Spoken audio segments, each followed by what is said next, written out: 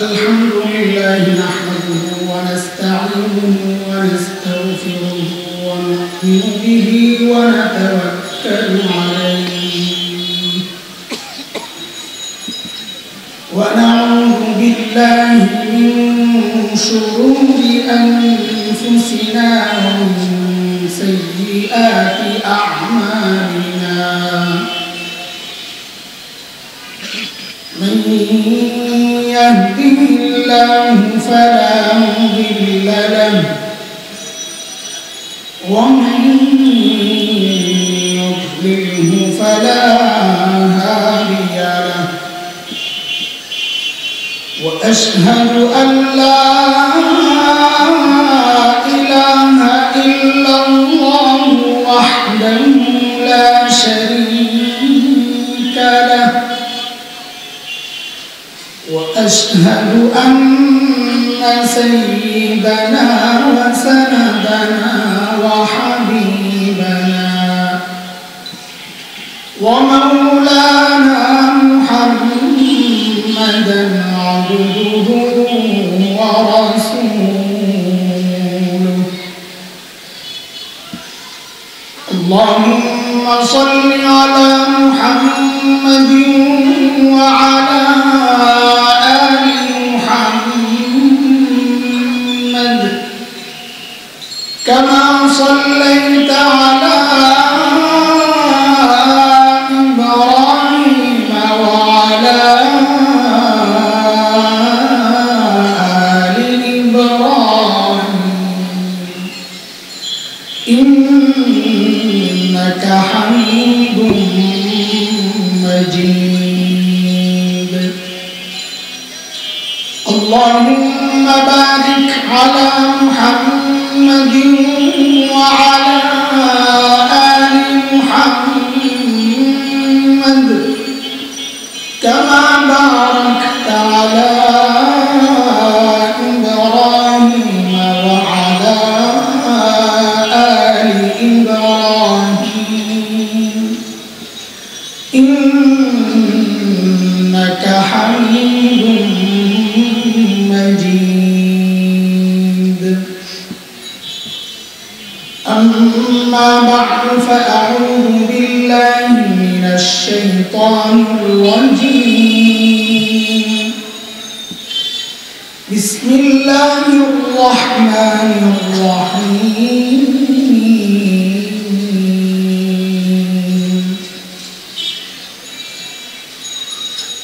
يا أيها الذين آمنوا اتقوا الله ولتنظر نفس ما قدمت لغد ولتنظر نفس ما قدمت لغد واتقوا الله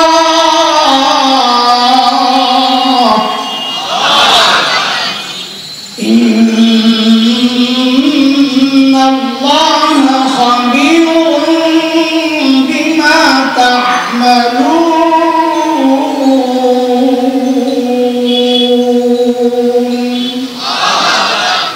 آمنت بالله صدق الله العلي العظيم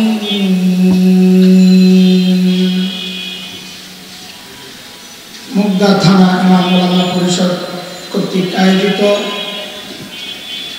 2 দিনব্যাপী বার্ষিক ওয়াজ মাহফিলের আখির দিবসের চলতি অধিবেশনের সম্মানিত সভাপতি উপস্থিত হযরত উলামায়ে কেরাম মুরব্বিয়ানে আযম দূর দূরান্ত থেকে আগত ইসলাম প্রিয় সুধী সমাজ প্রিয় ছাত্র ভাইয়েরা যুবক বন্ধুরা পর্দার আড়ালের মা ও বোন আল্লাহ সুবহানাহু ওয়া তাআলা অশেষ মেহেরবানি করুণা দয়া যে মহান মালিক লাখো কোটি মানুষ থেকে বাছাই করে দ্বীনি এই মজলিসে আমাদেরকে একত্রিত করেছে এটা মালিকের অনেক বড় দয়া আর করুণা। কারণ মালিক বলেছেন, আমি যাকে চাই কেবলমাত্র তার দিনটাকে দিন বুঝার জন্য আমি খুলে দিই। হতভাগা সে যার দিন শক্ত, দিন বুঝে না, তাকে বোঝানো হয় লাউ আর কদু কোনো পার্থক্য নাই, সে বলে না পার্থক্য আছে, কারণ দিন শক্ত, বুঝে না। তো আল্লাহ বলেন তারা স্পষ্ট গুমরাহির মধ্যে নিমজ্জিত। সূরা আনআমের মধ্যে মালিক বলেন, فمن يرد الله أن يهديه يشرح صدره للإسلام ومن يرد أن يضله يجعل صدره ضيقا حرجا كأنما يصعد في السماء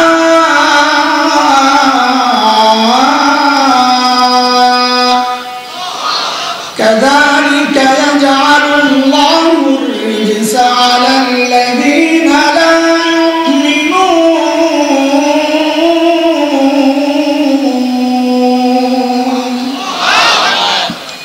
এই আয়াতের মধ্যে রব্বুল কারীম এই কথাগুলো বলেছেন। মুহতারাম হাজিরিন,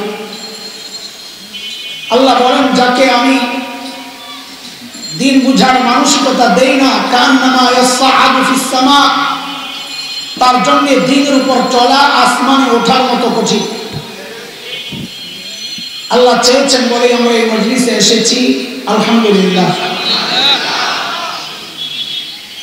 আমার তো বাদ ঈশা বয়ানের কথা ছিল, এখানে বয়ান করে অন্য জায়গায় যাব। তো ওলামা হযরতগণ নিশ্চয়ই তাদের কোনো ঝামেলার কারণে সেটিং এদিক সেদিক হয়েছে, কিন্তু আমরা তো মজবুর, অন্য জায়গায় বাধা ওয়াদা দেওয়া টাইম মতো পৌঁছা লাগে। আমাদের জন্য বিষয়গুলো খুব বিব্রতকর। আমি উসুলি মানুষ, টাইম মেনটেন করা আমার এটা খুব উসুলের আওতায়।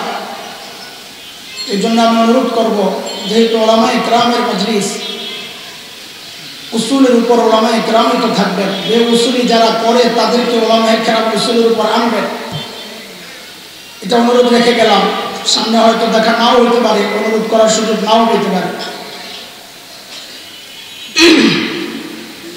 মুহতারাম হাজিরিন, সূরা হাশরের ছোট্ট একটা আয়াত আমি তিলাওয়াত করেছি। আল্লাহর কাছে তৌফিক চাই যেন এই আয়াতের উপর ভিত্তি করে এমন কিছু কথা আল্লাহ বের করে দেন যে কথাগুলো আমার নিজের জন্য, সাথে আপনাদের জন্য হেদায়েতের কারণ হয়ে যায়।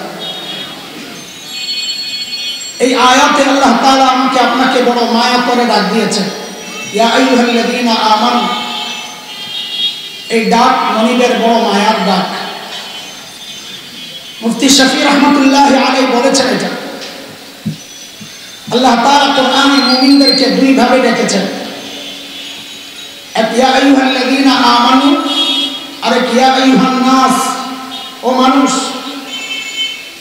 হযরত মুফতি শফি রহমাতুল্লাহি আলাইহি বলেন, এই দুই ডাকের মধ্যে অনেক পার্থক্য আছে। আমরা আমাদের সন্তানদেরকে ডাকার ক্ষেত্রেও এই পার্থক্যগুলো করি। সন্তানকে কখনো নাম ধরে ডাক দেই, এই আব্দুল্লাহ, তো সন্তান বুঝে যে বাবার মুখ বেশি একটা ভালো না, অজানা এক আশঙ্কা কাজ করে। কিন্তু বাবা যখন সন্তানকে, বাবা আর সন্তানের যে সম্পর্ক, ওই সম্পর্ক ধরে যখন ডাক দিয়ে বলেন আব্বু, তখন সন্তান বুঝে বাবা আমাকে মায়া করে ডাক দিয়েছে।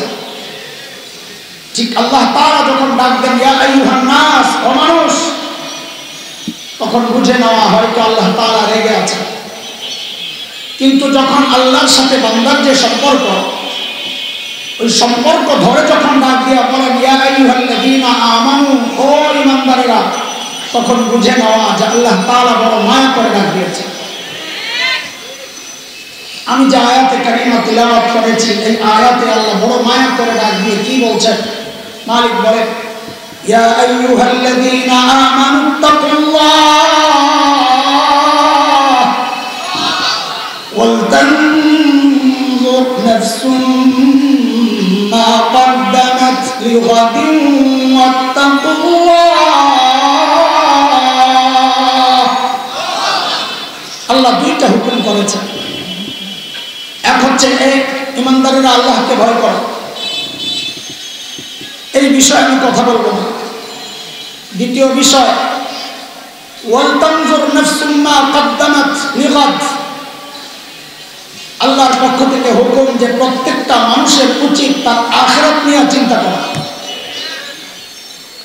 প্রত্যেকের, শুধু শ্রোতাদের বক্তাবাদ আল্লাহ বলেন না, প্রত্যেকের শুধু সাধারণ মানুষের আলেমবাদ আল্লাহ বলেন না, প্রত্যেকের শুধু মুরিদের জন্য পিরসাবাদ আল্লাহ বলেন না, প্রত্যেকের মুসল্লিদের জন্য ইমামবাদ কথা বলেন আল্লাহ বলেন না, প্রত্যেকের। লাইট বন্ধ করা লাগে, ডিজিটাল যুগে লাইট দিয়ে ভিডিও করা লাগে, তুমি কি জন্য এই টাচ মোবাইল চালাও?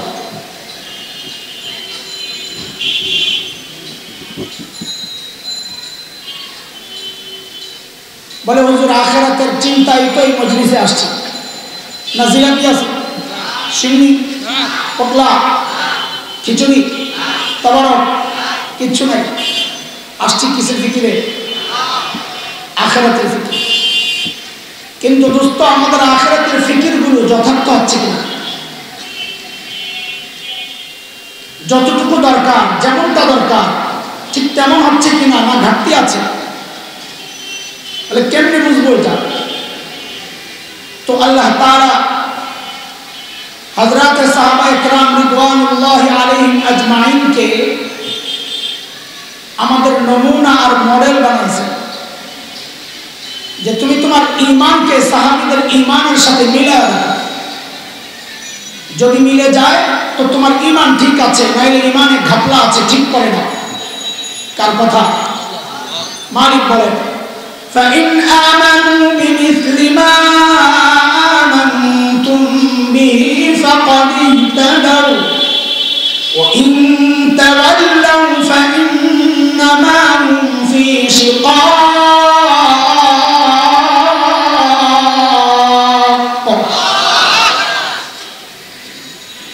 আল্লাহ বলেন বান্দা তোমার তাকওয়াকে সাহাবীদের তাকওয়ার সাথে মিলায় না। বলে কেন মিলাবো? বলে কারণ আমি তাদের তাকওয়ার পরীক্ষা নিয়েছি, ওই পরীক্ষায় তারা পাস। তোমারটা যদি মিলে তো তুমিও পাস। কার কথা? মালিক বলেন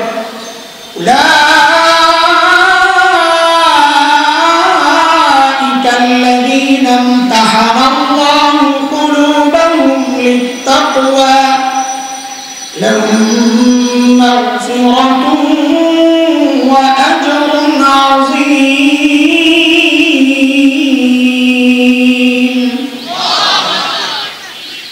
সূরা তাওবার মধ্যে আল্লাহ তাআলা আরো ক্লিয়ার করে বলেছেন, স্পষ্ট।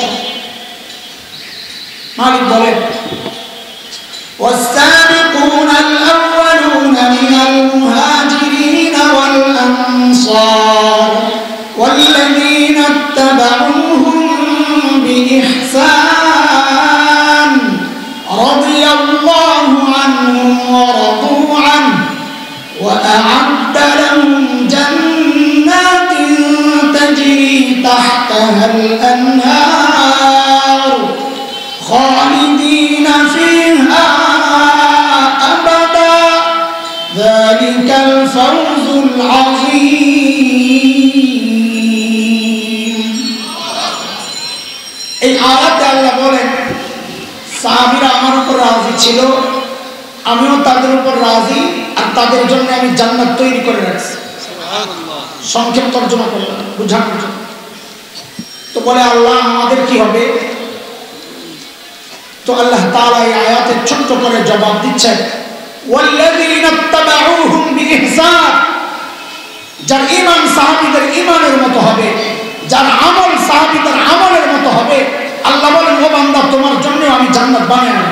সুবহানাল্লাহ।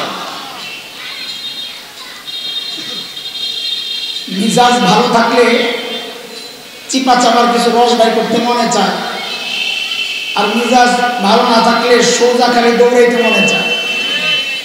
এখানে একটা ছোট্ট মজার কথা আছে, সময় কম, আসলে এগুলো বললে আমার সামনে আগানো কঠিন হয়ে যাবে, তাও একটু বলি খালি শুনে।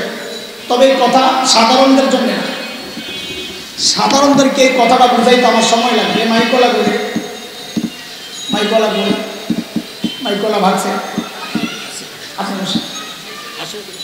একটু আসলে তুমি আমার বেশি বাচ্চা মনে করছো, এত বাচ্চা না, আর একটু ভালো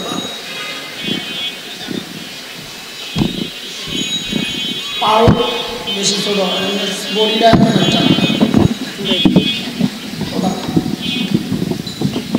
আসো আমি বাচ্চা দিই না, বদল তুমি হয়েছে একটু আর পোলা হইল, পোলা নাহলে নাতি একটু নামা, ওটা এত লম্বা না,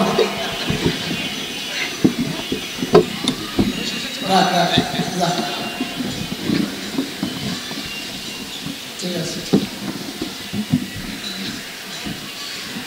এই সমাজের কিছু মানুষ আছে, হযরত উলামায়ে কেরাম একটু লক্ষ্য করে, এই সমাজের কিছু মানুষ আছে যাদের কাজ হচ্ছে আলেমদের ভুল ধরা রাখা। আপনার তাকবীর হয় না, হাত বান্ধা হয় না, জোরে আমিন করেন না কেন? সহি হাদিসে আছে, আসামাই পাবলি এরা কারা? বেশিরভাগ হচ্ছে এরা ওই সমস্ত মানুষ যাদের ওস্তাদ এই আলেমরা না, যাদের ওস্তাদ হচ্ছে ফজিলাতুল শেখ আল্লামা মুফতি ইন্টারনেট লানাতুল্লাহ আলাইহি। ঠিক আছে না? সাধারণ মানুষকে এরা খুব বিভ্রান্ত করে, আলেমদের বিরুদ্ধে খালি খেপা। এই বিভ্রান্তির মধ্যে একটা বিভ্রান্তি হচ্ছে, আমাদের মাদ্রাসায় একটা কিতাব পড়ানো হয় ফিকহ, অনেক বড় কিতাব, সাইজও বড়, মানেও বড়, হিদায়া। হিদায়ার মধ্যে কোথাও কোথাও ইমাম আবু হানিফা রাহমাতুল্লাহ আলাইহির নামের পাশে আছে রাদিয়াল্লাহু আনহু। তো এরা পাবলিকলি এগুলো দেখায়, দেখো হানাফিরা কত খারাপের খারাপ, ইমাম আবু হানিফাকে সাহাবী বানায় দিয়েছে। তো কেমনে কই যে ইমাম আবু হানিফার পাশে রাদিয়াল্লাহু লাগাইছে, দেখো। তো সাধারণ মানুষ চিন্তা করে, আরে কথা তো ঠিকই আছে, মৌলবীরা তো আমাদের অনেক ধোঁকা দেয়, ইমাম আবু হানিফা সাহাবী না, এটা তো সবাই জানে, তাবিঈ। তো ওনার নামের পাশে রাদিয়াল্লাহু লাগাইছে কেন? এরে দোস্ত, সাহাবী ছাড়াও রাদিয়াল্লাহু লাগানো যায় কি যায় না, এই আয়াত হচ্ছে প্রমাণ। আমি যে আয়াতটা বললাম, এই আয়াত হচ্ছে তার প্রমাণ। কেমনি? যে সাধারণরা বুঝবেন, বুঝাইতে আমার সময় লাগবে, আপনাদেরকে বলবো না, যারা খোঁচা খায় এদেরকে বলে আমি আগাইতে থাকি। والسابقون الأولون من المهاجرين والأنصار, এই পুরা অংশটুকুর মেজদার উদ্দেশ্য হযরতে সাহাবায়ে কেরাম। এত তো কোনো সন্দেহ নাই। এরপরে ওয়াও লিল আতফ, আল্লাযীনা ইত্তাবাউহুম বিইহসান, এটা হচ্ছে মাতুফ।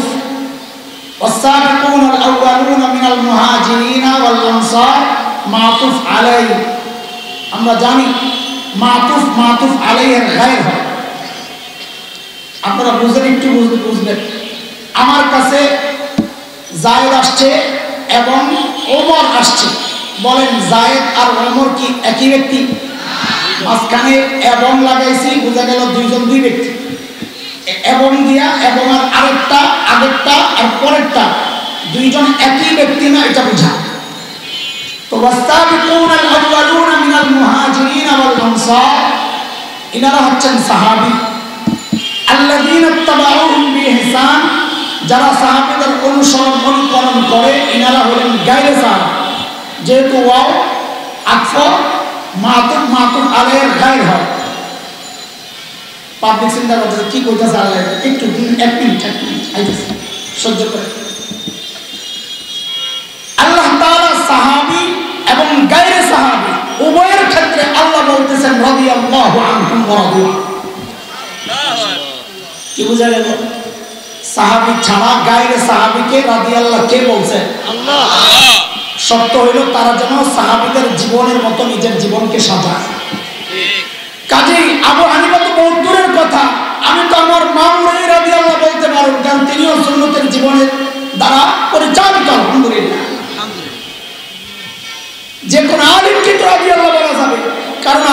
সাহাবীদের জীবন অনুসরণ করেই তো চলে। খালাস বাদ দেন, ডরায়ের নাইতেছে। কি বুঝলাম এই জায়গা থেকে? যে আমাদের আমলকে কাদের সাথে মিলায় রাখতে হবে। হ্যাঁ, একটা জিনিস মনে রাখেন, সাহাবীদের আমলের সাথে আমাদের আমল হুবহু মিলবে না, কখনো না। যদি হুবহু মিলত আল্লাহ তাআলা আমাদেরকে এই যুগে না পাঠাইয়া ওই যুগেই পাঠাইতেন। ছোটবেলায় একটা গজল গাইতাম, এক দুই লাইন বলি, পোলা ভাই তোরা এগুলার দিয়ে আবার আমার প্রসেস না, গজলের বিরুদ্ধে কয়ার দিয়ে গজলের টান দেয়। এটা তো কোনো এক আজীব অবস্থা হয়ে গেছে। মাহফিল এখন আপনার করে আজান শোনায়, গজল শোনায়। এবার আজানই শুনবি তো একটা ভালো মুয়াজ্জিন দাওয়াত দে। বক্তার থেকে কেন আজান শুনবি? বক্তার চেয়ে ভালো আজান দেয় মুয়াজ্জিন দেয়। গানই যদি শুনবি তো বক্তা কেন দাওয়াত দিছস? শিল্পী দাওয়াত দে। কার থেকে কি শুনবে এটাও বুঝে না। তা আমি এক লাইন বলি, লগে লগে ফোন স্টপ দিয়া দেবে। ছোটবেলায় গাইতাম আমরা, জন্ম যদি হতো মোদের রাসূল পাকের কালে, আহা রাসূল পাকের দেশে। রাখ আর গেল। তা আমাদের উস্তাদরা আটকায় দিতেন, না না এই গান গাওয়া যাবে না। কেন? কারণ আমি কোন যুগে আসলে আমার জন্য ভালো এটা আমি কি বুঝি? যিনি আমাকে বানিয়েছেন তিনি বুঝাই আমাকে এই যুগে পাঠিয়েছেন। কারণ নবীর যুগে যদি হতাম তো এমন হইতে পারত আবুল হাদিস, আবু জাহেল, ঠিক কিনা? তবে একটা খুশির খবর আছে, বলবো নি? খুশির খবর আছে রে, ভালো একটা খুশির খবর আছে। সব এই যুগে আইসাও যে খুব বেশি পিছায় রয়েছে ব্যাপারটা এমন না। আলহামদুলিল্লাহ কমাবে। এই কয়েক মাস আগে টমেটোর কেজি কত ছিল? 100-120 টাকা। এটা কি ফ্রেশ না ভেজাল? ফরমালিন যুক্ত না মুক্ত? ফরমালিন দেওয়া টমেটোটা খাচ্ছি 100 টাকায় কেজি, কথার কথা। আমরা তো কুমিল্লার মানুষ, আমাদের দাউদকান্দির পর থেকে কুমিল্লা পর্যন্ত রাস্তার দুই ধারের বিস্তীর্ণ এলাকায় টমেটোর চাষ হয়। তো মাঝে মধ্যে আমরা দেখি হাইওয়ে রোডের দুই পাশে কৃষকরা বড় বড় টুকরি, কার্টন এগুলোতে টমেটো স্টক করে দাঁড়ায় থাকে বেচার জন্য। তা আমরা তো শহরে মানুষ, এই ফ্রেশ জিনিস দেখলে কিনতে মনে চায়। তো মাঝে মধ্যে গাড়ি থেকে নেমে যায় জিজ্ঞেস করি, ও ভাই টমেটো কেজি কত? তো মাঝে মধ্যে তাদের জবাবটা এমন হয়, যত দেন তত। কেজি কত? মানি বুঝছেন আপনারা? মানি হলে হুজুর এই টমেটো নিয়ে বিপদে আছে, আপনি নিয়ে বাঁচান। তো মাঝে মধ্যে গাড়ি ধরে নিয়ে আসে, বাসায় না মাইপা দেখি 4 টাকা 5 টাকা কেজি পড়ে। আচ্ছা বলেন তো ওই টমেটোটা ফ্রেশ না ভেজাল? ফ্রেশ। ফ্রেশ টমেটো খাইতেছেন 5 টাকায় কেজি, আর ভেজাল খাই 100 টাকায়। বিষয়টা কি ঠিক আছে না উল্টা? ফ্রেশটা এটা 100 টাকা হওয়া দরকার ছিল, ভেজালটা 5 টাকা হওয়া দরকার ছিল, তাই না? কারণ কি এটার এই উল্টাটা হওয়ার কারণ কি? হ্যাঁ, আরে কথা তো বলেন। সিজন আর অফ সিজন করে, ঠিক না? এটা 5 টাকায় খাচ্ছি ফ্রেশ, এটা সিজনের জিনিস, এটাই তার দাম।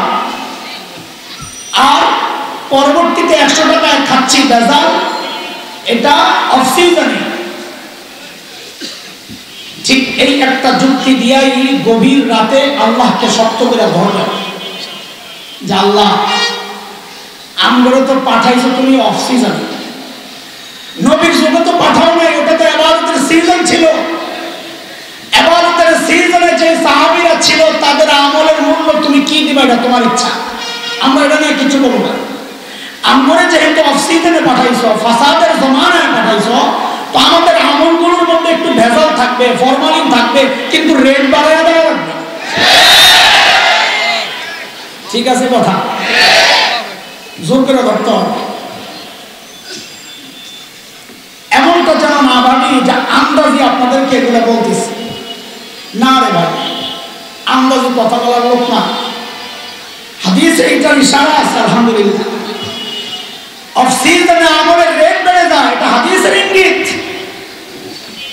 আল্লাহর হাবিব সাল্লাল্লাহু আলাইহি ওয়াসাল্লাম বলেছেন, মান তামাসসাকা বিসুন্নতি ইনদা ফাসাদি উম্মতি ফালাহু আজরু, বলেন সবাই, যারা জানি বলি ফালাহু আজরু মিয়াতি শাহীদ।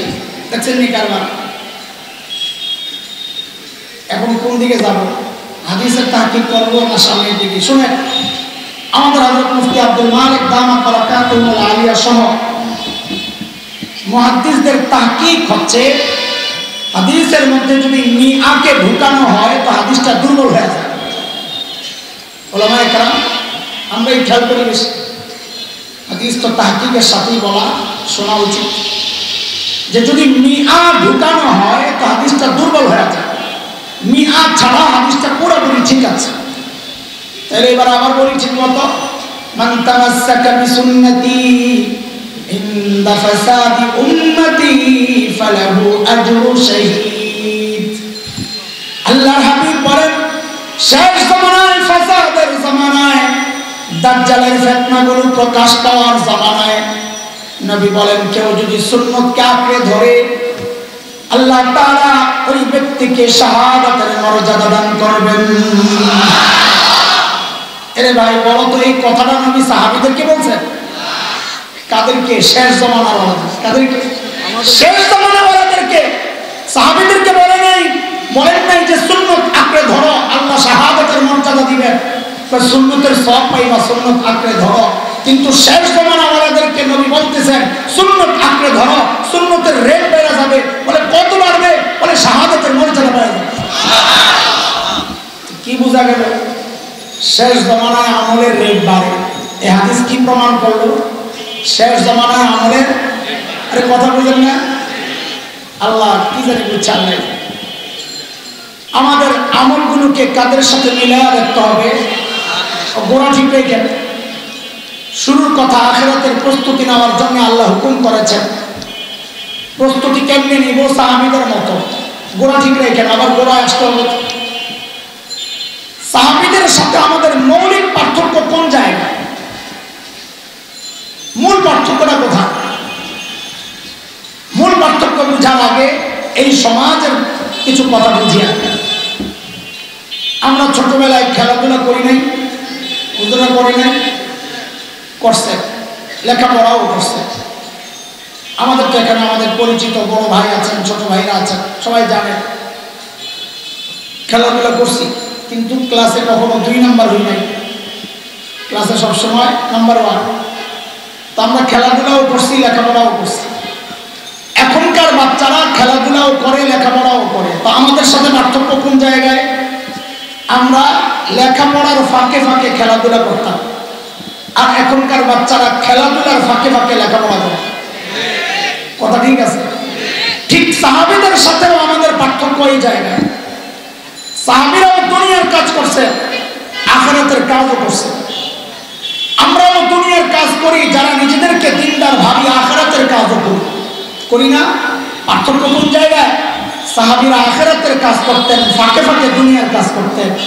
আর আমরা যারা নিজেদেরকে দিনদার ভাবি, আমরা দুনিয়ার কাজ করি, ফাঁকে ফাঁকে আখিরাতের কাজ করি। এই গ্যাপটাকে যত কমানো যায়, বলে কমালে কি হবে? বলে সাহাবীরা জান্নাতি মানুষ, গ্যাপ কমাইলে তুমিও জান্নাতি হবা। দুনিয়ায় সাহাবীদের সাথে গ্যাপ যত কমবে, হাসরেও তত কাছাকাছি থাকবো। দুনিয়ায় যত দূরত্ব তৈরি হবে, হাসরেও তত দূরত্ব তৈরি হবে। এই জন্য দোস্ত, এটাই আজকে আমার বয়ানের মূল কথা। আমরা আখিরাতের প্রস্তুতি নেব কাদের মতো করে? হুবহু হবে না, কাছাকাছি আসার চেষ্টা করব। বুঝে আসছে কথা? চলে হযরতে সাহাবায়ে কেরাম রিদওয়ানুল্লাহি আলাইহিম আজমাইন আখিরাতের প্রস্তুতি কিভাবে নিয়েছেন, সাহাবীদের জীবন থেকে একটু শুনে আসি। আখিরাতের ফিকির কেমন ছিল, আমার আপনার কেমন? সাইয়েদনা আবু বকর সিদ্দিক রাদিয়াল্লাহু আনহু যখন খলিফা, তো ওনার রাষ্ট্র পরিচালনার একটা সিস্টেম ছিল। ওনার দরবারে বিধবা অসহায় নারীদের লিস্ট থাকতো। কেন? স্বেচ্ছায় যদি কেউ খিদমত করতে চায় ওই লিস্টের ঠিকানা ধরে চলে যেত। এটা অনেক সওয়াবের কাজ।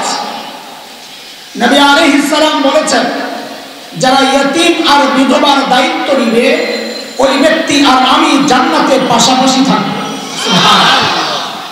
এটা তো বড় আফসোসের কথা যে এই সময়ের মানুষ কোনো বিধবার দায়িত্ব নিবে থাকবের কথা, নিজের আপন বিধবা মায়ের তো খবর লয় না। বড় আফসোসের কথা। একদিন সাইয়েদনা ওমর ইবনুল খাত্তাব রাদিয়াল্লাহু তাআলা আনহু আসছেন দরবারে। উদ্দেশ্য কোন এক বিধবার খিদমত করবে। চিন্তা করেন, ওমরের মতো মানুষ, এত বড় মানুষ বিধবার খিদমত করতে আসছে লিস্ট নেওয়ার জন্য। এসে দেখেন যে সমস্ত নাম মোট খালি নেই, ওই নিচে একটা নাম খালি, যার পাশে কারো নাম বসানো নাই। হযরত ওমর চিন্তা করলেন, তাইলে এই বুড়ির খিদমত আমি করবো। যা। পরদিন সকাল ফজরের পরপর হযরত ওমর বুড়ির বাড়ির সামনে যায় হাজির। একটু বলেন তো কখন? বলেন বলেন। কথা কেন জিজ্ঞেস করতেছি? দৃষ্টি আকর্ষণের জন্য জরুরি একটা কথা বলবো। এটা কোরআনের তরিকা, এটা হাদিসের তরিকা। আল্লাহ তাআলা নবী আলাইহিস সালামকে কারিয়া সম্পর্কে বলবেন। কারিয়া তাআলা কি করলেন? বলে আল কারিয়া। কারিয়া কারিয়া কি? মা কারিয়া ওমা আদরাকুম আল কারিয়া। আপনি চিনেননি কারিয়াকে? এত কথার দরকার কি? আপনি ডাইরেক্ট বলে দিলি তো হয় কারিয়া কারে কয়। এটা উদ্দেশ্য হচ্ছে নবীকে চূড়ান্ত ভাবে মনোযোগী বানানো, এরপর আল্লাহ বলবেন। হাদিসের তরিকা এটা। হযরত মুআয ইবনে জাবাল রাদিয়াল্লাহু আনহু নবী আলাইহিস সালামের পেছনে একই বাহনের মধ্যে নবী ডাক দিলেন, ইয়া মুআয। হযরত মুআয বলেন, আমি জবাব দিলাম, লাব্বাইকা ওয়া সা'দাইকা ইয়া রাসূলুল্লাহ, আমি তো আপনার পেছনে আছি। নবী আবার ডাক দিলেন, ইয়া মুআয। বলে আমি আবার বললাম, জি আমি হাজির হুজুর। নবী আবার ডাক দিলেন, ইয়া মুআয। হযরত মুআয বলেন, আমি আবার বললাম যে আমি হাজির। বর্ণনার মধ্যে হযরত মুআয বলতেছেন, এরে নবী যে আমাকে ডাকছেন আমি সাড়া দিচ্ছি, নবী বারবার ডাকছেন আমি বারবার সাড়া দিচ্ছি, মানে এটা না যে আমি এত দূরে যে আমার সাড়াটা নবী শুনেন না, বরং লাইসা বাইনি ওয়া বাইনাহু ইল্লা মুখারাতার রাহিল। নবী আর আমার মাঝখানে খালি একটা কাঠ, যে কাঠটা ওটের মধ্যে বাঁধে হেলান দিয়ে বসার জন্য, পিছনের জন্য ধরে বসার জন্য। হযরত মুআয বলেন, নবী আর আমার মাঝখানে শুধু একটা কাঠ। তারপরেও নবী বারবার কেন ডাকলেন? হযরত মুআযকে চৌকান্না করার জন্য, মনোযোগী বানানোর জন্য, যেন পরবর্তী কথাটা মনোযোগ দিয়ে আসে। এই জন্য আপনাদেরকে প্রশ্ন করা, হযরত সাইয়েদনা ওমর বুড়ির বাড়িতে কখন গেছেন? ফজরের নামাজের পর। কেন কথাটা বললাম? কারণ সাহাবায়ে কেরাম দিনের কাজ শুরু করতেন ফজরের পর। নবী আলাইহিস সালাম যারা সকালে কাজ করেন তাদের জন্য বরকতের দোয়া করছেন। শেখ ইবনুল কাইয়িম রাহমাতুল্লাহি আলাইহি যাদুল মাআদের মধ্যে আসছে। শেখ ইবনুল কাইয়িম বলেন, যারা সকালে ঘুমায়, মনোযোগ দিয়ে শোনো, যারা সকালে ঘুমায়, শেখ ইবনুল কাইয়িম বলেন তাদের ঘর থেকে জিন্দেগিতে অবাক দূর হবে না। এই জন্য দোস্ত সকালের ঘুমবা ইনশাআল্লাহ। আমারও যায় তো পাইবেন, আমি সকালে ঘুমাই। আমি না, যারা একটু ওয়াজে যায় সবাই সকালে ঘুমায়, তারপরে তো মনে মনে খুশি, যাক একটা জায়গায় বক্তা করে সাইজ করার একটা রাস্তা পাইছি, বরকত নাই বলে। আমরা এত টেনশন হইও না, আল্লাহর সাথে আমাদের একটা বোঝা করা আছে যে আল্লাহ সারা রাত ঘুরে ফেরায় থাকি, সকালে একটু ঘুমাই, আল্লাহ দুনিয়ার সবাইকে বরকত আপনি সকালে দিয়ে আমাদেরটা বিকালে দিয়ে, তোমার কোনো সমস্যা নাই ইনশাআল্লাহ, আল্লাহ কবুল করবেন ইনশাআল্লাহ। পরদিন সকাল ফজরের পর সাইয়েদনা ওমর ইবনুল খাত্তাব বুড়ির বাড়ির দরজা নক করে বলে, মারে আপনার ঘরের কাজগুলো করার জন্য আমি ওমর ইবনুল খাত্তাব হাজির। বুড়ি ভেতর থেকে জবাব দেন, বাবারে প্রতিদিন যে আল্লাহর বান্দা আমার ঘরের কাজগুলো করে, তিনি ইতিমধ্যেই ওই কাজ করে তো চলে গেছেন। কখন? ফজরের পর কাজ করছে কখন থেকে? ফজরের আগে। হযরত ওমর চিন্তা করলেন তাইলে আমাকে আরো আগে আসা লাগবে।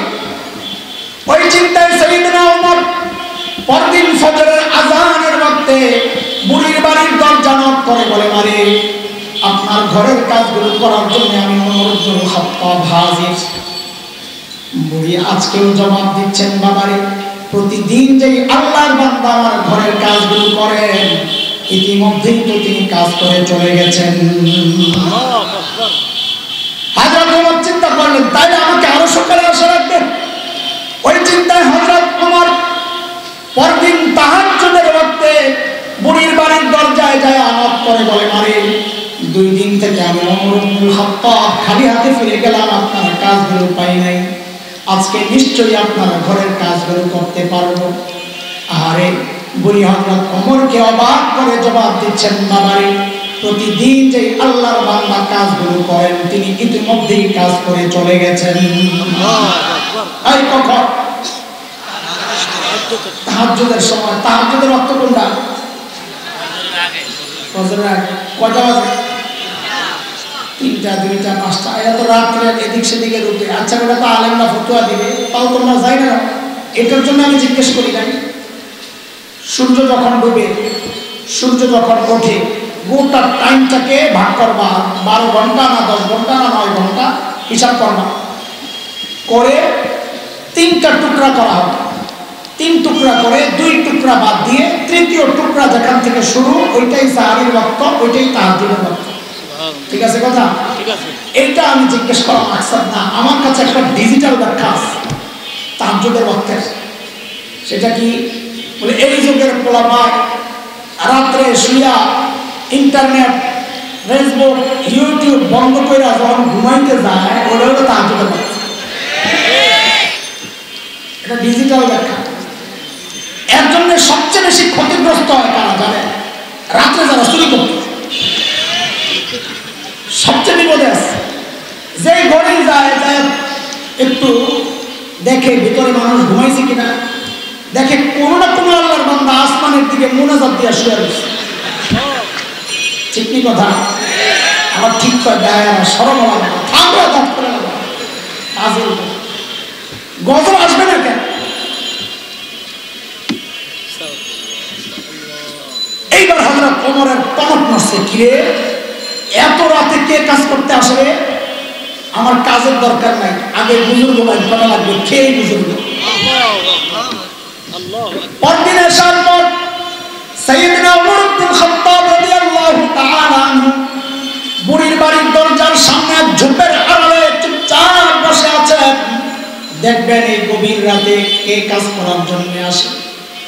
হযরত ওমর লক্ষ্য করলেন এক আল্লাহর বান্দা চোরের মতো খালি পায়ে পা টিপে টিপে বুড়ির বাড়ির দিকে আগায়। হযরত ওমর রেডি আছে, যেই না সামনে আসছে ওমর দাঁড়িয়ে গেছে। কেমনি বাপরে, ওমরের যে আওয়াজ, রাত গভীর, মানুষটাও একা। এইরকম কোন সিচুয়েশনে যদি আমি পড়তাম, আমারও যে হঠাৎ করে আমি সাথে আমার কাপড় নষ্ট হয়ে যেত। হযরত ওমরের আওয়াজে ওই ব্যক্তি ভয় পাবেন থাক দূরের কথা, উল্টা হযরত ওমর যাকে দেখলেন নিজেই চমকায়া গেছে। দেখেন তিনি আর কেউ না, খলিফাতুল মুসলিমিন আবু বকর সিদ্দিক রাদিয়াল্লাহু আনহু। ওমর তো অবাক হয়ে গেছে। আবু বকর, আরে আপনি? পায়ের দিকে তাকায় দেখে জুতা নেই। আল্লাহু আকবার। ওমর আবু বকরকে বড় মহব্বত করতেন, তবে লেগে থাকতেন। ওই লেগে থাকার আবার কি অর্থ বুঝছো? মারামারি গুতাগুতি না, লেগে থাকতেন আবু বকরের চেয়ে কেমনি একটু বেশি আমল করা যায়, মহব্বত করতেন। ধরছেন ভাই জুতা নেই, কাটা আছে, পাথরের টুকরা আছে, জুতা ছাড়া আসছেন কেন?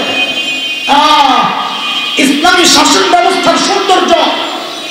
খলিফাতুল মুসলিমিন রাষ্ট্রপ্রধান জবাব দিচ্ছেন, ওমর জুতা পরলে চপচপ আওয়াজ হয়, যদি মানুষের ঘুম ভাঙিয়া যায়। কোন জমানায় বাস করি, ঘুম তো দূরের কথা, জানের তো নিরাপত্তা নাই।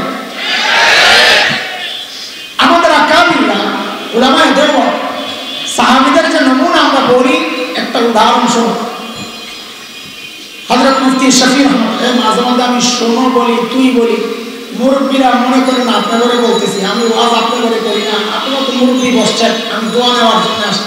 আমি ওই গেরা গেরা পোলা পান যেগুলো আমার চেয়ে বয়সী কম এগরে বলতেছি, আমার মাইন্ড খাইয়েন না, আমাকে মাফ করে দিয়ে। মুফতি শফি রহমতুল্লাহ আলাইহি লিখেছেন যে আমি লেখাপড়ার পর দারুল দেওবন্দের উস্তাদ হযরত আসগর হুসাইন রহমতুল্লাহ আলাইহির সান্নিধ্যে নিজের আত্মসংশোধনের জন্য, আত্মশুদ্ধির জন্য হযরতের সোহবতে কিছুদিন ছিলাম। তো একদিনের ঘটনা লিখতেছেন, মুসলমান একটু মনোযোগ দিয়ে শোনো, কারা ছিলেন আমাদের আকাবির, ইসলাম কাকে বলে শোনো। হযরত মুফতি শফি রহমতুল্লাহ আলাইহি বলেন, একদিন হযরতের সাথে রাতে যাচ্ছি, এক জায়গায় গিয়ে হযরত জুতাটা খুলে ফেললেন।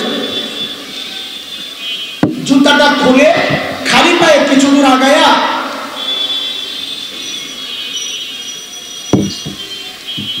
আবার জুতা পরবে।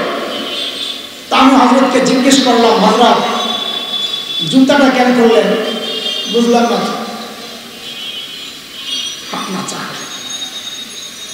খাবো, আমি পরে খাবো, এখন খাবো না, পরে আবার না দেওয়া আমার এই কাছে না দেওয়া ভারী কাছে হচ্ছে, আপনি খান। বললাম আমি চিনি ছাড়া চোখ লাগাইয়া খামাখা ডিস্টার্ব করিস না, মজা লাগে না, তিতা।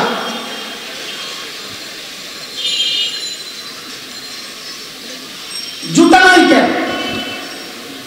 হযরত আসগর হুসাইন রহমতুল্লাহ আলাইহি বলেন, জুতা পরি নাই কেন, জুতা খুলছি কেন? বলে এই যে বাড়িটা দেখো, এই বাড়িটা একটা অমুসলিম নারী, সে দেহ ব্যবসা করে, অর্থের বিনিময়ে নিজের দেহকে দিলেন পতিতা। একসময় তার রূপ যৌবন ছিল, খদ্দের আসতো, কাস্টমার আসতো। এখন বয়স পড়ে গেছে, এখন আর খদ্দের আসে না, কিন্তু সে অপেক্ষায় নিশ্চয়ই বসে থাকে যে আমার খদ্দের আসবে। এখন আমরা পুরুষ মানুষ, আমাদের জুতার আওয়াজ পায়া সে বুঝবে কোনো পুরুষ আসতেছে। যদি সে আশাবাদী হয় যে আমার কোনো খদ্দের আসতেছে, আমি যখন চলে যাব আশামত হয়ে আসে কষ্ট পাবে, আমি চাই না এই কষ্টটা সে পায়। ইনারা আমাদের আকাবির, মুসলমান, এর নাম ইসলাম। শহরে তো বোঝা যায় না, গ্রামে গঞ্জে জায়গা মেপে মেপে শেষ মাথায় নিয়ে টয়লেটটা বানায়, গন্ধ যা খায় ওই বাড়িওয়ালা খায়। যদি ধরে কিনে ভাই এই জায়গায় টয়লেট কেন, তো বলে তোর জায়গায় বানিয়েছি নাকি হয়নি, এর নাম ইসলাম। হযরত ওমর এবার ধরছেন, ঠিক আছে বুঝলাম এই জন্য জুতা পরেন নাই, কিন্তু আপনি আমাকে বলেন এই গভীর রাতে আপনি কেন আসছেন কাজ করার জন্য? আমরা নাই? দোস্ত, আমরা কি মরে গেছি? সারাদিন প্রশাসনিক কাজে ব্যস্ত থাকেন, রাতে একটু ঘুমাবেন তা না, আপনি আসছেন বুড়ির বাড়ির কাজ করার জন্য, আমরা কি মরে গেছি ভাই? সাইয়েদনা আবু বকর কি জবাব দিলেন? এর দোস্ত, ওই জবাবটাই আমার বয়ান, 2-3 মিনিটের কথা, কিন্তু জবাবটা এখন দেব না। কেন? কারণ জবাবটার ওজন কত ওইটা বুঝতে হলে আগে আবু বকরের ওজন বুঝা লাগবে। ব্যক্তির ওজনের উপর কথার ওজন ওঠানামা করে। রাস্তায় হাঁটছেন, এক ভিক্ষুকের সাথে দেখা, পরিচিত ভিক্ষুক আপনাকে বলল, কালকে একটু দেখা করিস, তোরে খুশি করে দেব। তা আপনি মনে মনে হাসবেন, নিজে ভিক্ষা করে খায় আবার আমারে খুশি করে। একই কথা যদি এলাকার এমপি সাহেব আপনাকে বলেন, এই কালকে একটু দেখা করিস, তোকে খুশি করে দিব, তখনও কি মনে মনে উপহাসের হাসি হাসবেন না আশাবাদী হবেন? কেন? কথা তো একটাই, ওই যে ব্যক্তির ওজন বেড়ে গেছে, তো কথারও ওজন বেড়ে গেছে। সাইয়েদনা আবু বকরের ওজন কত, কত বড় মানুষ তিনি, এটা বুঝলে ওই জবাবের মূল্য বোঝা যাবে, ওজনটা কত জবাবে। চলে একটু সাইয়েদনা আবু বকরের ওজন বুঝে আসে। ঘাবড়ায়েন না, আমার সিস্টেমই এটা, এলোমেলো কথা বলতে বলতে বলতে বলতে লাস্টে রেহাজর লাগানো। একদিন রাদিয়াল্লাহু তাআলা আনহা মদিনার স্বচ্ছ পরিষ্কার আকাশের দিকে তাকিয়ে তাকিয়ে দেখেন লক্ষ লক্ষ নক্ষত্র দেখা যায়। আম্মা জানের মনে জিজ্ঞাসা, নবীকে এসে জিজ্ঞেস করেন, ইয়া রাসূলুল্লাহ, ওই যে লক্ষ লক্ষ নক্ষত্র দেখা যায়, ওগো আল্লাহর হাবিব, আপনার উম্মতের মধ্যে এমন কেউ কি আছে যারা আমলের পরিমাণ ওই নক্ষত্রের চেয়ে বেশি? কেউ কি আছেন? আল্লাহর হাবিব বলেন, আয়েশা আছে একজন। কয়জন? সবাই কথা বলো, কয়জন? আম্মা জান তো মনে মনে খুশি, জানি তো একজন কে, আমার আব্বাই তুই, আবু বকর তুই। বলে জানলে আবার জিজ্ঞেস করছো কে? বলে এটা দুনিয়ার সব মেয়েদের স্বভাব। দুনিয়ার সব মেয়েরা চায় স্বামীর মুখ দিয়ে একটু বাবার বাড়ির প্রশংসা শুনতে। ঠিক কি কথা? একদিন খালি বদনাম করে দেখেন, এক সপ্তাহ তরকারি মজা হবে না। কথা কর, খুব খুশি লাগতেছে না? বেটি করে শেষ করতেছি না? গাবা সাইজে তুমি হইছো, তোমার তো খবর নাই কোন দিক দিয়ে যে গেছে ইঞ্জেকশন। বুঝো, তার মা বাবার প্রশংসা করলে তার ভালো লাগে, বদনাম করলে খারাপ লাগে। আর এটাই তো হওয়ার কথা। অসভ্য অসভ্য তো তুই বেটা। এই বউ যখন তোর মা বাবার বদনাম করে, তোর কান ভারী করে, তখন তোর খারাপ লাগে না? বউয়ের কথা শুনে না যায় তুই মা বাবার সাথে খারাপ আচরণ কর। হাসিটা গেল না? আল্লাহর হাবিব বলেন, আয়েশা আছে একজন। আম্মা জানের আশা, বাবার নাম বলবে। নবী বলেন, আয়েশা, আমার যে উম্মতের আমল ওই নক্ষত্রের চেয়ে বেশি, সে হচ্ছে ওমর ইবনুল খাত্তাব। এখন আম্মা জানের চেহারার কি অবস্থা! একে তো নিজের বাপের নাম বলে নাই, আবার নবী বলছেন কার নাম? সতীনের বাপের নাম। সর্বনাশ! এটা তো আরো কষ্ট। আরেকজনের নাম বললে একটু সান্ত্বনা পাওয়া যেত। বলছে কার নাম?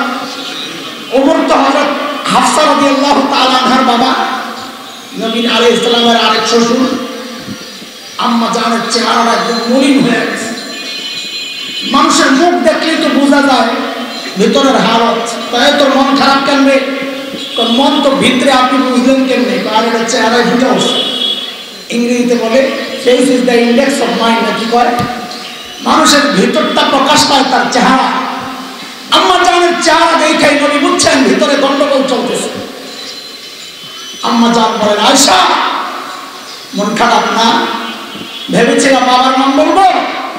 আর আয়েশা, শোনো শোনো, তোমার বাবার হিসাবটাই তো আলাদা। আমার গোটা উম্মতের আমল যদি এক পাল্লায় করা হয়, আর তোমার বাবা আবু বকরের আমল যদি আরেক পাল্লায় করা হয়, আয়েশা, তোমার বাবা আবু বকরের আমলের পাল্লা ভারী হয়ে যাবে। আবু বকরের ওজন শোনাইতেছি। বুঝতে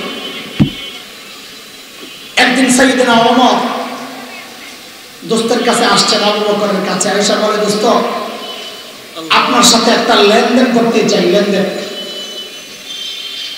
আবু বকর বলেন, দোস্ত, কি লেনদেন করবার চান?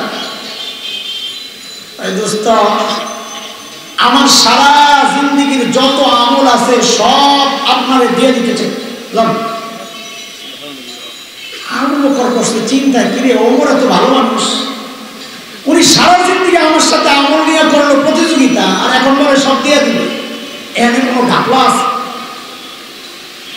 আবু বকর মানুষ সরল সোজা, কিন্তু ব্যাকল্প না।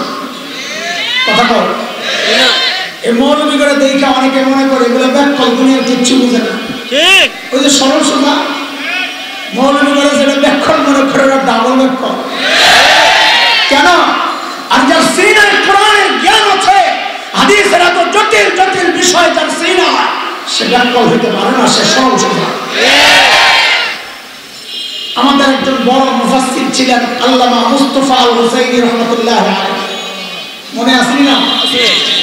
হযরতের একটা ঘটনা আমাদেরকে মুফতি দেলোয়ার সাহেব হুজুর শুনাইছেন। রিওয়ায়াত একদম মুত্তাসিল, কোনো ভেজাল নাই। মুস্তাফা আল হুসাইনি রাহমাতুল্লাহ আলাইহি মাহফিল শেষে হাইওয়ের পাশে কোনো এক রেস্টুরেন্টে বসছেন খাইতে। তো খাওয়া শেষ, প্লেট চেঁচে চুটে খাচ্ছেন সুন্নত তরিকায়। একটা হাড্ডি ছিল, এটাকে চাবাইতেছেন লাস্টে। পাশের টেবিলে এক ভদ্রলোক বসে বসে চা খায়। কি খায়? আরে কথা তো বলো। দুনিয়ায় এমন কিছু মানুষ আছে মৌলবীদেরকে দেখলে যাদের চুলকানি শুরু হয়। আছে আছে, ওই দাদা ওই ক্যাটাগরি। হ্যাঁ, চা খায় আর হুজুরের হাড্ডি খাওয়ার দৃশ্য দেখে মনে মনে ভাবতেছে হুজুর একটু সাইজ করে আই। চার কাপটা হাতে নিয়ে হুজুরের টেবিলের সামনে দাঁড়ায়, এক্সকিউজ মি, ইয়েস বলেন, একটা কথা জিজ্ঞেস করতে চাই। বলে করেন। আচ্ছা হুজুর, আপনাদের এলাকায় কুকুরে কি খায়? দেখছেন নি কারণা? সে হুজুরকে বুঝাইতে চাইতেছে আপনি যেমনি হাড্ডি খাইতেছেন কুকুরের হাড্ডি খাওয়ার স্টাইল এরকম, অথবা আপনি যে কুকুরের খানাটা খাই লাইতেছেন কুকুর কি খাবে, মানে হুজুরের কুকুর বানাই দিছে আর কি। এত মনে করছে এই প্রশ্ন করার পর হুজুরের চোখ দিয়া নাক দিয়া পানি বাইর হইতে হুজুর মনে কাটতে করে দেবো দুঃখে আর কষ্টে। এত টের পায় না যে ভিমরুলের ভাষায় আসতেছে। যেটা জিজ্ঞেস করছে হুজুর আপনাদের এলাকায় কুকুরে কি খায়, হুজুরের এর দিকে তাকায় না, হাড্ডি চাবায় আর আস্তে করে কয় আমাদের এলাকায় কুকুরে চা খায়।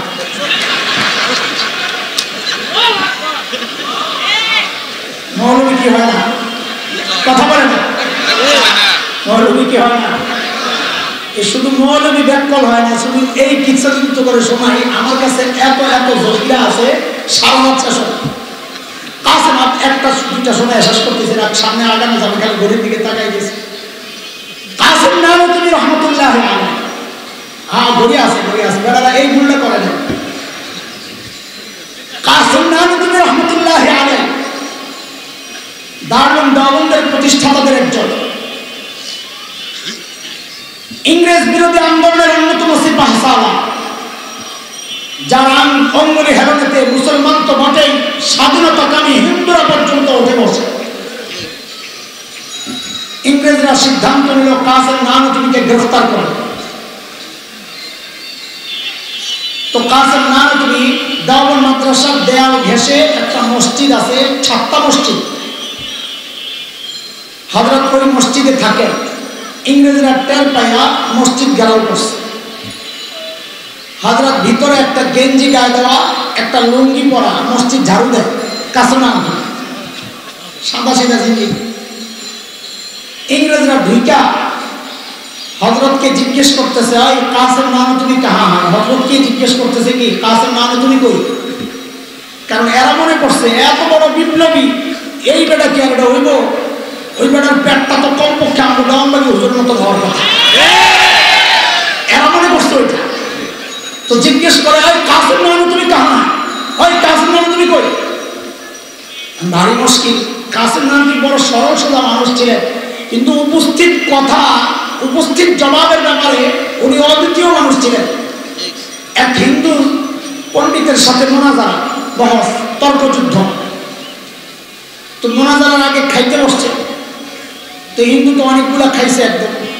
হাদিসের কথা, কাফেররা 7 আঁতে খায় আর ইমানদার ওয়াল মুমিন ইয়াকুলু ফি মিআন ওয়াহিদ, অল্প খায়।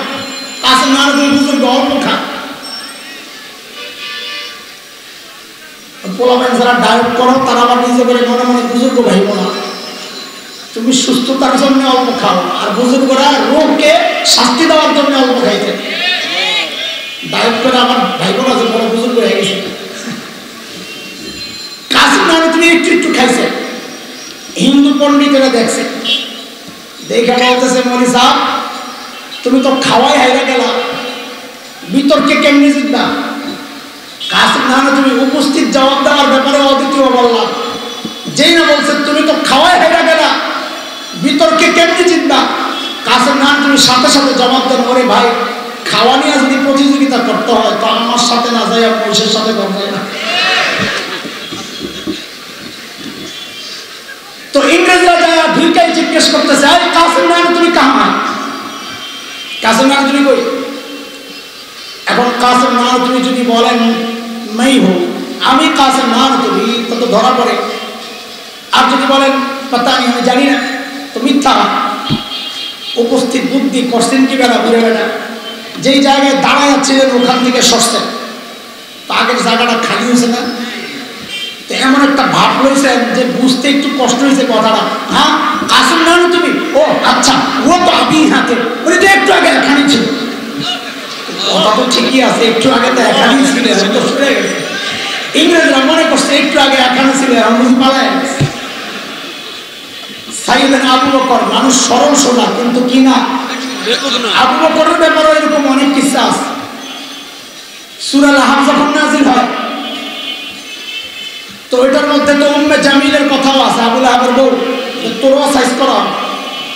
উম্মে জামিল তো বেডি আবু লাহাবের শেষে তা করা। মুফাসসিররা লেখেন রাস্তায় যখন ঘুরতো উম্মে জামিল তো দেখলে বোঝা যাইতো না এটা বেড়া না বেড়ি।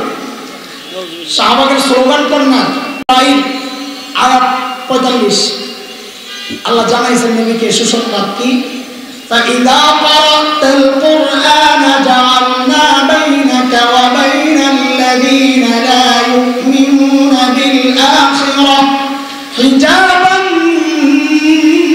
مستورا। নবী আপনি যখন তিলাওয়াত করবেন তা আপনার আর বেঈমানদের মাঝখানে আমি নিরাপত্তা পর্দা দিয়ে দিব, তারা দেখবে না। উম্মে জামিল আয়েশা এরকম খুঁজতেছে, তা আবু বকর তো বুঝছেন যে হ্যাঁ তুমি তো আসলেই দেখো না। আবু বকরের ধরছে উম্মে জামিল, ওই মোল্লা তোর লাগেরটা কই? বলে এই শুনতে মোল্লা কইছে, অন্তন করে বুঝাইতে যুগের শব্দই বলা লাগবে। ওই মোল্লা কাট মোল্লা জঙ্গি তোর লাগেরটা কই? এখন আবু বকর যদি বলেন লা আদরি, আমি জানি না, তো মিথ্যা হয়, সিদ্দিক কাটা যায়।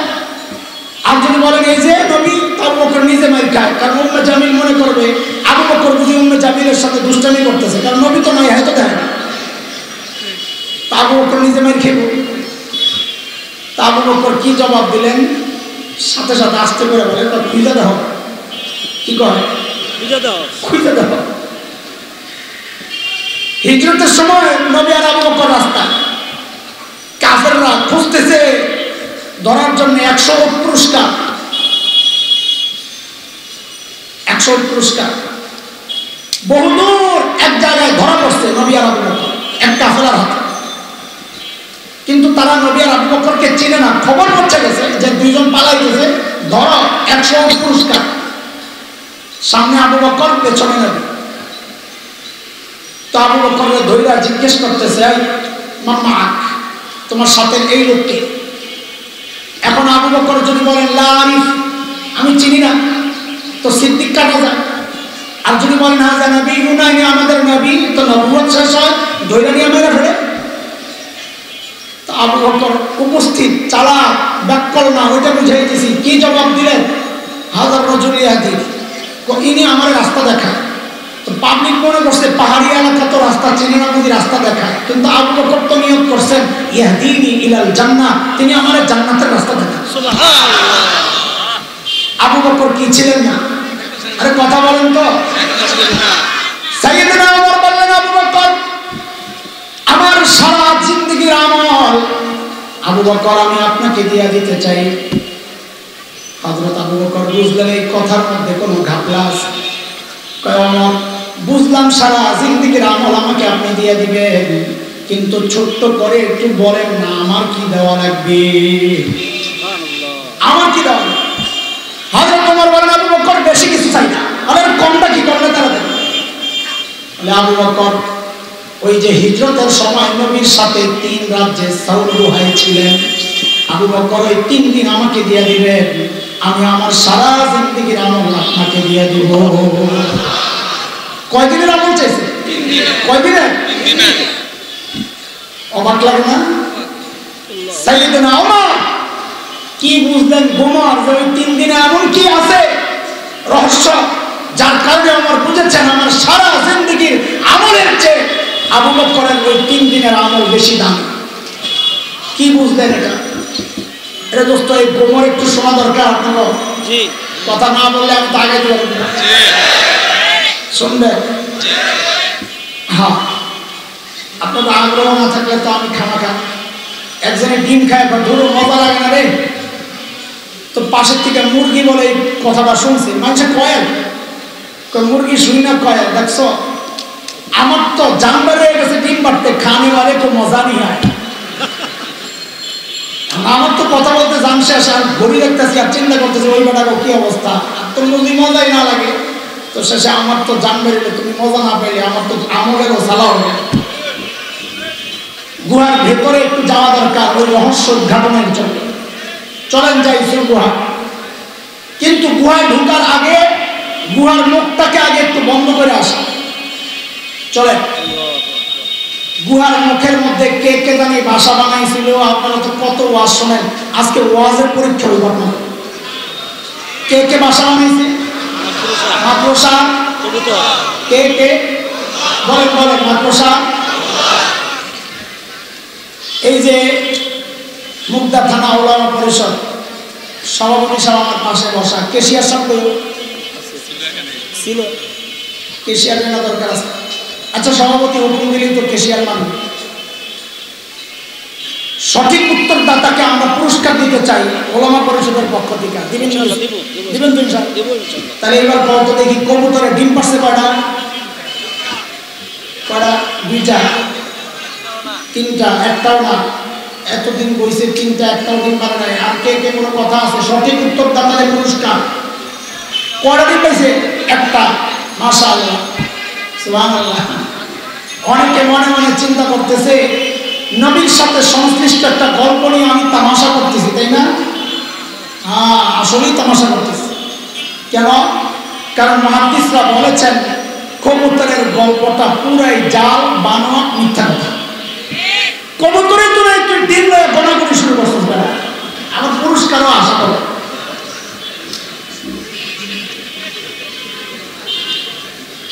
তবে মাকড়সার জালের গল্পটা কোন কোন মুহাদ্দিস বলেছেন এইটাও জাল, মিথ্যা, বানোয়াট। কিন্তু কোন কোন মুহাদ্দিস বলেছেন যে না, এটা দুর্বল, বানোয়াট না, দুর্বল।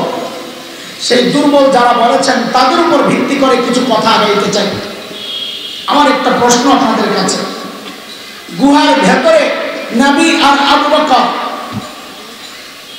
আল্লাহ যদি চাইতেন, এই মনোযোগ দিয়ে এই কথাটুকু শোনো, আল্লাহ যদি চাইতেন গুহার মুখটাকে পাথর দিয়ে বন্ধ করে ভেতরটাকে জান্নাতের টুকরা বানায় দিতে পারতেন কি পারতেন?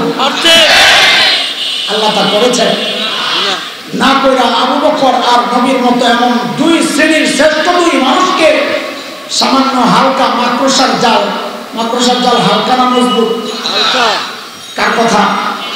সূরা আনকাবুতের মধ্যে আসছে মাকড়সার জাল নিয়ে, ওয়া ইন্না আহওয়ানাল বুয়ুতি লাবাইতুল আনকাবুত।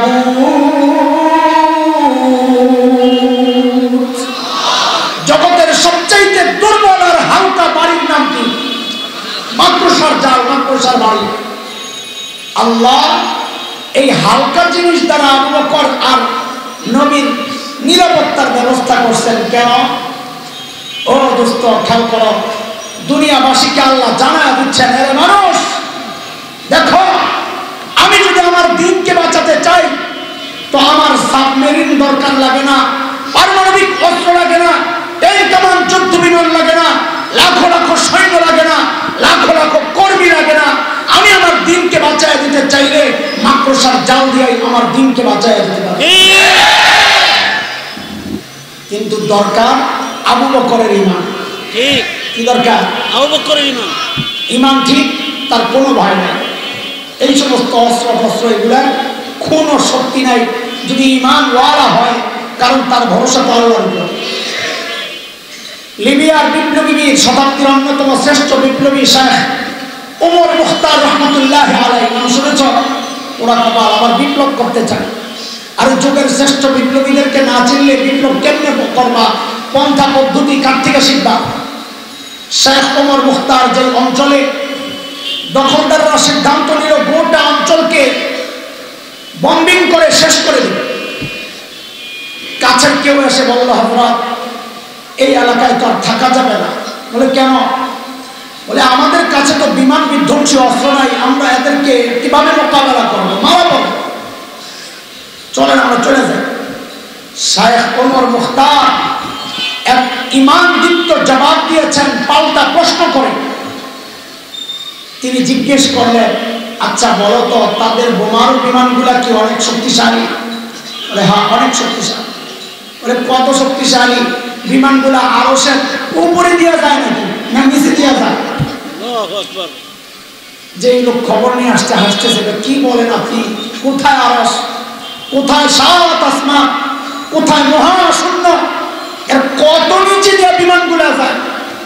তো শাইখুল মুখতার বলেন, তাইলে ডবাই আলাপ কি, তাইলে ভয় পায় আলাপ। আরশের উপর দিয়ে গেলে আমি ভয় পেতাম কেন? আমাকে রক্ষা করবেন যে আরশের মালিক, তার উপর যদি বম পড়ে তো আমারে কে বাঁচাবে? তো যদি আরশের উপর দিয়ে না যায় তাহলে আমার কোনো টেনশন নাই, কারণ আমাকে বাঁচাবেন তো আরশের মালিক। তিনি মূলত সূরা আত-তাওবার শেষ আয়াতের তর্জমা শোনাইছেন। আল্লাহ তাআলা নবীকে যে আয়াতের মাধ্যমে সান্ত্বনা দিয়েছেন, আল্লাহ তাআলা বলেন, শুনেন এদিকে তাকান। মালিক বলেন, فإن تولوا فقل حسبي الله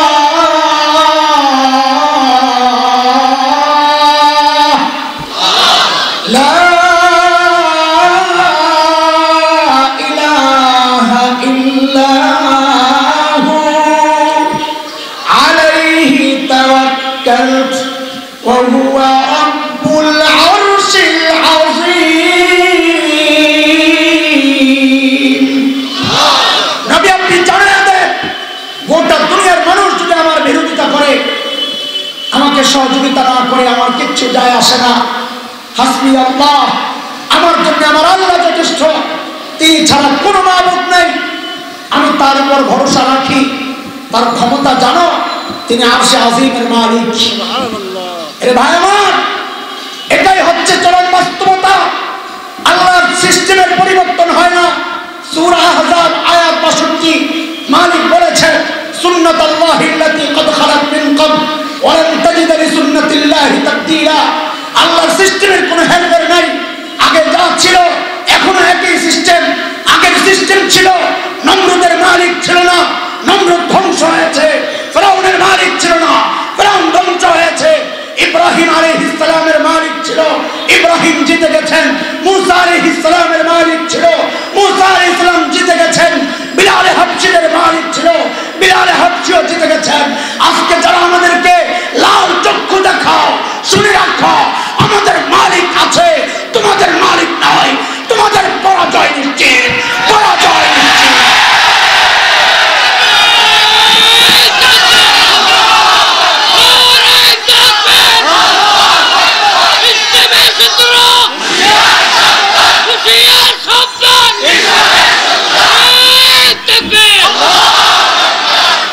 আমেরিকার লাল চক্ষু দেখে যারা ভয় পাও, তাদেরকে বলবো তুমি এই আয়াত বেশি বেশি পড়ো।